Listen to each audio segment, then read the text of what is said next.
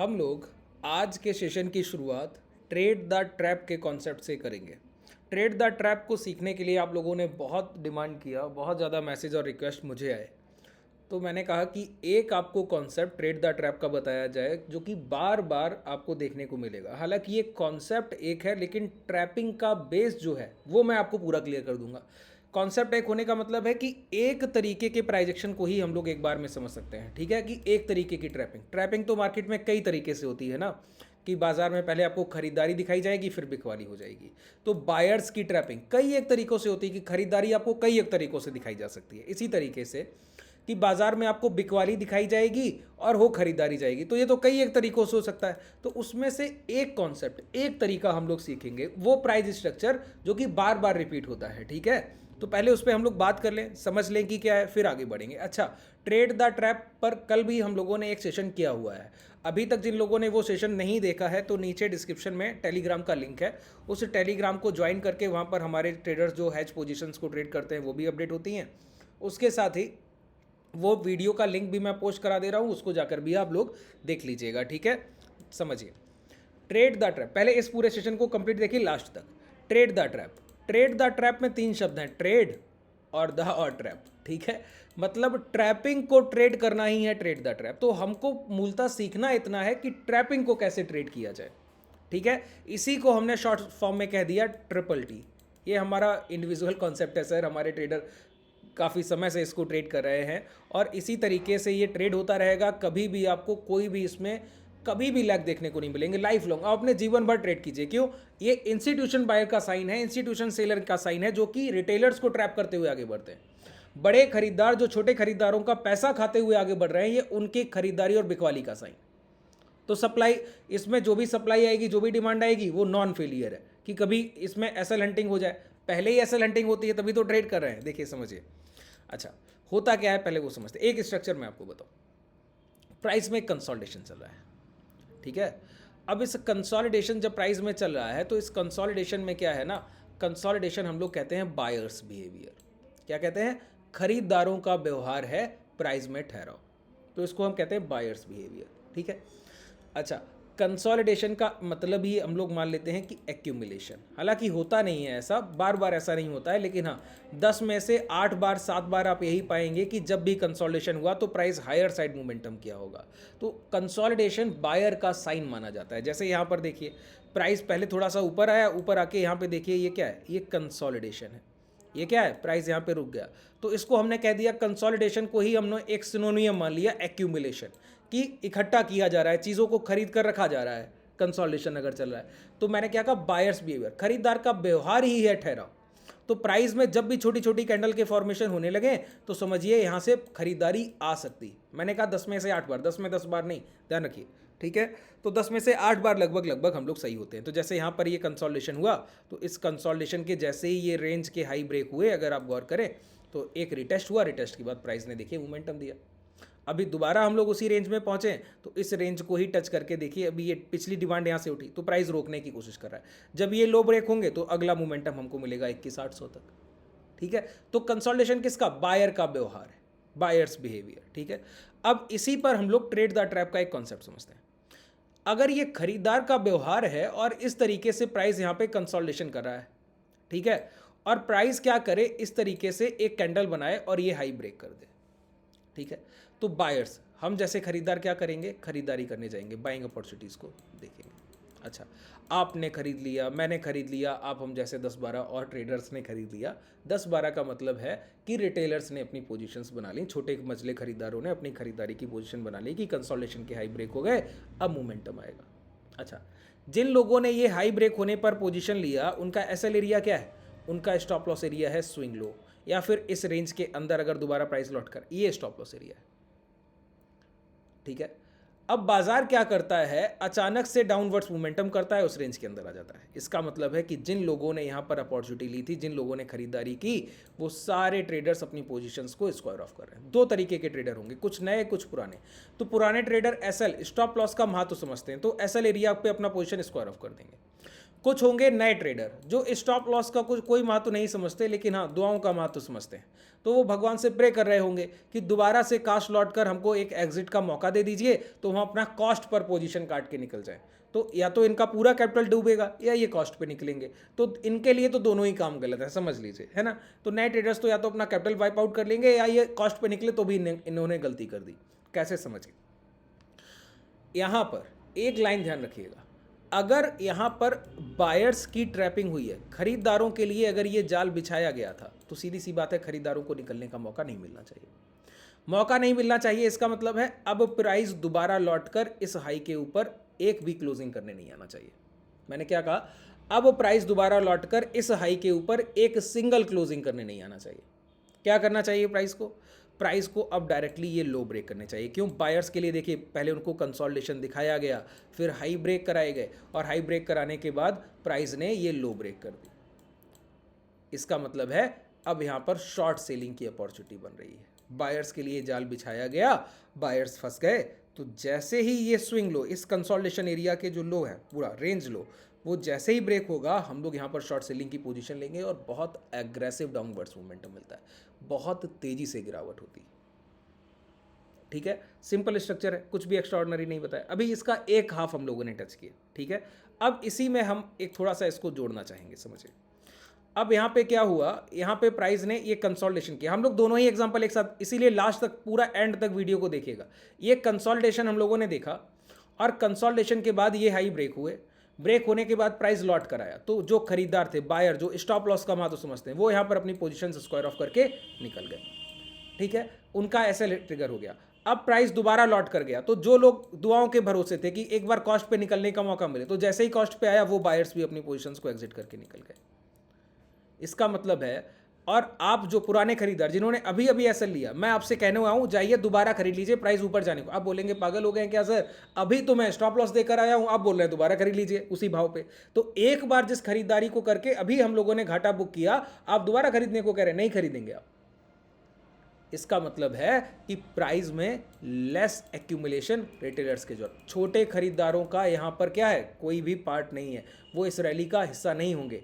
इसी को हम कहते हैं कि अगर कोई एक बार प्राइस में बायर्स को ट्रैप किया, और उनको ट्रैप करने का मतलब है प्राइस दोबारा अंदर आ गया, और अगर उनको निकलने का मौका दिया, तो समझिए पैसा देने आया है। मतलब एक बार ट्रैपिंग हुआ, एसएल हंटिंग हो गया, और एसएल हंटिंग के बाद इस रेंज के लो ब्रेक नहीं हुए, और प्राइस लौटकर दोबारा ऊपर क्लोजिंग करने चला गया, तो देखिए पिछले बायर एग्जिट कर चुके हैं, एसएल जा चुका, वो दोबारा पोजीशन बनाएंगे नहीं, और जो पोजीशन में बैठे हैं वो कॉस्ट पे आने का वेट कर रहे थे, वो यहाँ पोजीशन स्क्वायर ऑफ कर लेंगे। तो सिर्फ इंस्टीट्यूशंस जो हैं वो यही चाहते हैं कि जितना कम रिटेलर जिस एंड में होगा उधर ही मोमेंटम लाएंगे। तो यहाँ कोई अब खरीदने को तैयार नहीं है, पिछले खरीदार स्टॉप लॉस दे चुके हैं, और जो पोजीशन में है वो कॉस्ट पर अपना पोजीशन एग्जिट कर रहे हैं। तो जहाँ पर जिस तरफ कम खरीदार, छोटे खरीदार होंगे, उधर मोमेंटम की संभावना ज़्यादा बढ़ेगी। इसको हम कहते हैं वेटेज मूविंग एवरेज। भार नहीं होगा रिटेलर्स की, छोटे खरीदारों का खरीदारी का प्राइस पर भार होता है। तो जब छोटा खरीदार है ही नहीं, तो इसका मतलब है बाजार क्या, पैसा देने आया। इसीलिए मैंने कहा कि नए खरीदार जो कॉस्ट पे अब निकलने जा रहे हैं, वो भी गलती कर रहे हैं, क्योंकि अब तो उनको पैसा देने आया। अगर कोई आपका लॉस मेकिंग पोजीशन कॉस्ट पे आ जाए, तो समझिए वो प्रॉफिट देने आता है, आप उसको स्क्वायर ऑफ कर लेते हैं। चलिए दोनों एग्जाम्पल को समझ लें। ठीक है, ये निफ्टी का चार्ट है, हम लोग बैंक निफ्टी का चार्ट पहले देखते हैं।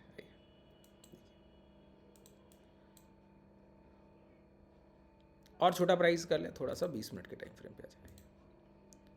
ये एक कंसोलिडेशन रेंज आपको दिखती है, ध्यान से देखिए।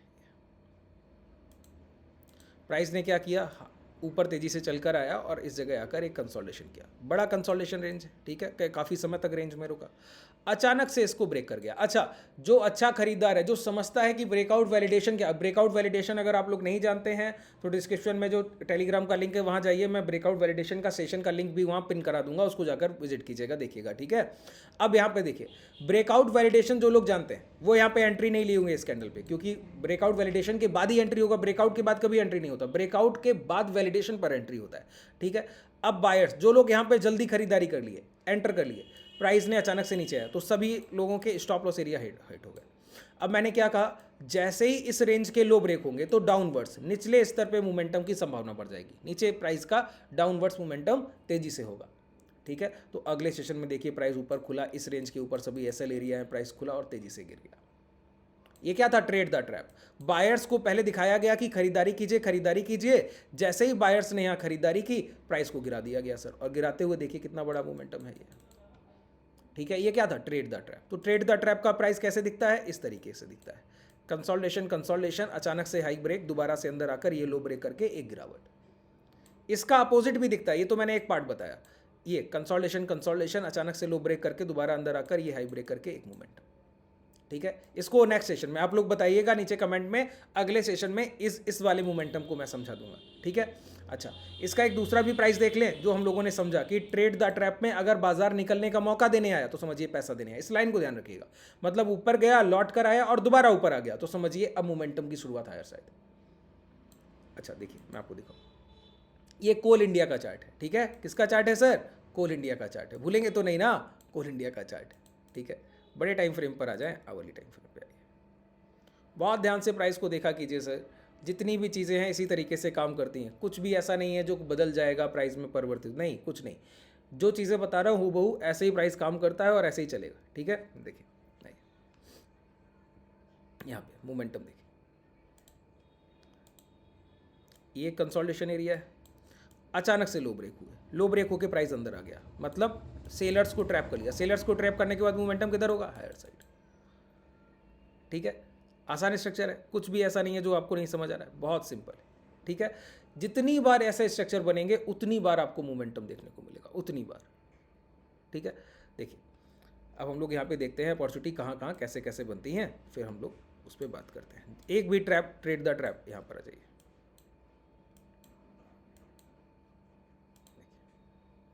ये एक क्या है? कंसोलिडेशन। मार्क कर ले पहले, आपको समझने में आसानी। ये कंसोलिडेशन रेंज, ठीक है, ये कंसोलिडेशन रेंज यहाँ पर जब लग गई तो प्राइस देखिए ये हाई ब्रेक करके ऊपर की तरफ मोमेंटम कर रहा है। ठीक है, अब जैसे ही हाई ब्रेक हुए तो क्या हुआ होगा? लॉन्ग की पोजीशन, बड़े खरीदार खरीदारी करने आए। अब इस चीज़ को ध्यान से समझिएगा, बड़े खरीदार क्या करने आए होंगे? खरीदारी करने आए होंगे। ठीक है, जैसे ही खरीदारी हुई तो अगले सेशन में देखिए पूरा प्राइस गिर गया और इस लो तक आया।